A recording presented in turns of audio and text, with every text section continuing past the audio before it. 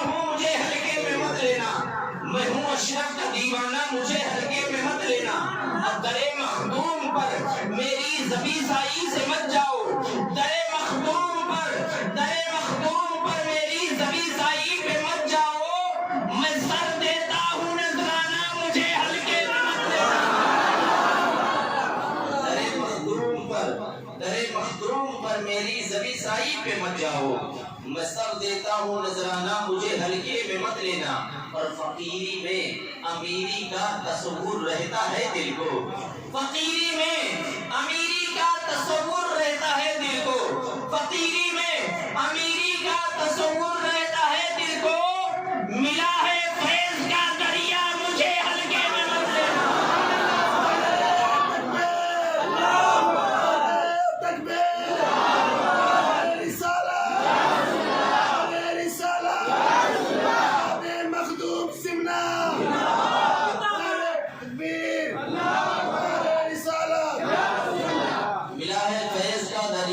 ہلکے میں مت لینا۔ ملا ہے فیض کا دریا مجھے ہلکے میں مت لینا، اور میں بیٹھا اولیاء مسجد میں دیکھوں پیر کا روزہ۔ پیر کو یاد کریں، اگر کسی کا پیر نہ ہو تو مخدوم پاک کو اپنا پیر مانے۔ میں بیٹھا اولیاء مسجد میں دیکھوں پیر کا روزہ، میں بیٹھا اولیاء مسجد میں دیکھوں پیر کا روزہ، مجھے دکھتا ہے وہ کعبہ مجھے ہلکے میں مت لینا، مجھے دکھتا ہے وہ کعبہ مجھے ہلکے میں مت لینا، مجھے دکھتا ہے وہ کعبہ مجھے ہلکے میں مت لینا۔ چند شعر منقبت کے، ایک شعر پڑھنے کی وجہ سے میں یہ چند شعر میں پڑھ رہا ہوں، اور منقبت کا یہ شعر جو مجھے بہت پسند ہے، ہر ایک دیوانے کو چاہیے کہ اس شعر کو پڑھے، اس لیے کہ یہاں کسی اور کا نام سن کر کے نہیں، لوگ مخدوم اشرف کا نام سن کر کے آتے ہیں۔ اس کا نام سن کر کے آتے ہیں، مخدوم اشرف کا نام سن کر کے آتے ہیں۔ اگر مخدوم اشرف کا نام سن کر کے آئے ہو تو مخدوم پاک ہی سے لو لگاؤ، اور یہ یقین رکھو کہ بلایا مخدوم نے تو کرم بھی مخدوم ہی کرے گا۔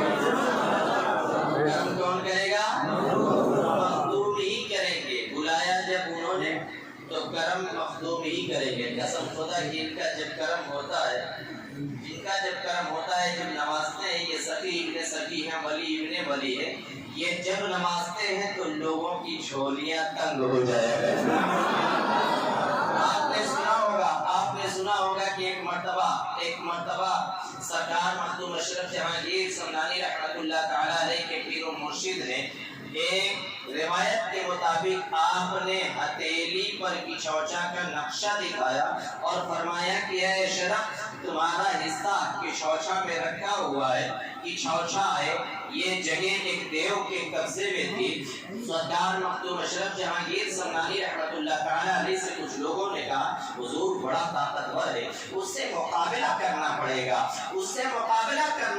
تو سرکار مخدوم اشرف جہانگیر سمنانی نے فرمایا میری شان نہیں ہے کہ میں اس سے مقابلہ کروں، نہیں، میرا ایک مرید ہے جو آج ہی داخل اسلام ہوا ہے، وہ اس دیو سے مقابلہ کرے گا۔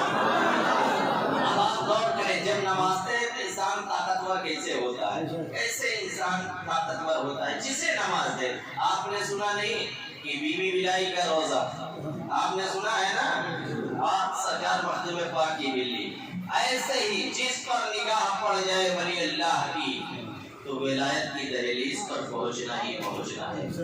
جمال الدین راوت کو بلایا گیا، جمال الدین راوت زانوئے ادب تک طے کر کے مخدوم اشرف جہانگیر سمنانی کی بارگاہ میں حاضر خدمت ہوئے، فرمایا حضور حکم ہو۔ سرکار مخدوم اشرف جہانگیر سمنانی نے فرمایا اے جمال الدین، تم کو اس دیو سے مقابلہ کرنا ہے۔ تو سرکار مخدوم اشرف جہانگیر سمنانی رحمت اللہ تعالی علیہ سے جمال الدین راوت نے کہا تھا، کیا کہا تھا؟ جمال الدین راوت نے کہا حضور میں آج ہی داخل اسلام ہوا ہوں، میں آج ہی آپ کا مرید ہوا ہوں، مقابلہ کیسے ہوگا مجھے پتہ نہیں، حضور مجھے مقابلے کا ذرا سا علم نہیں ہے۔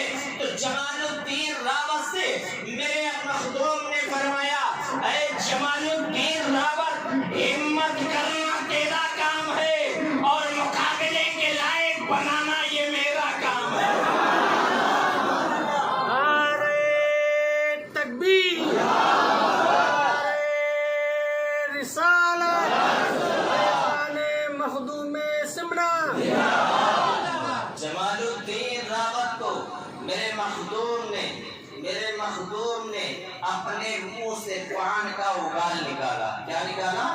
پان کا اگال۔ میرے مخدوم پان خوب کھایا کرتے تھے، پان کثرت سے کھاتے تھے، پان کھانے کی وجہ سے آپ کا ہونٹ ایک دم سرخ ہو گیا تھا اور اتنا خوبصورت تھے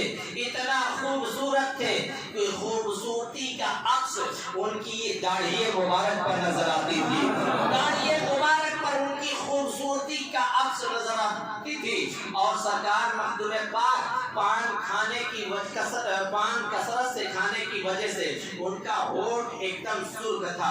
سرکار مخدوم اشرف جہانگیر سمنانی رحمت اللہ تعالی علیہ نے اپنے منہ سے بچا ہوا پان کا اگال جمال الدین راوت کو کھلاتے ہیں، اور جمال الدین راوت کے منہ میں جیسے ہی پان کا اگال جاتا ہے، جمال الدین راوت کے اندر ایک روحانی طاقت پیدا ہوتی ہے، اور جیسے ہی جمال الدین راوت کے اندر ایک روحانی طاقت پیدا ہوتی ہے، آپ مقابلے کے لیے کھڑے ہوئے، اور جب مقابلے کے لیے کھڑے ہوئے اس دیو نے جمال الدین راوت کے سامنے چیونٹیوں کا ایک لشکر بھیجا۔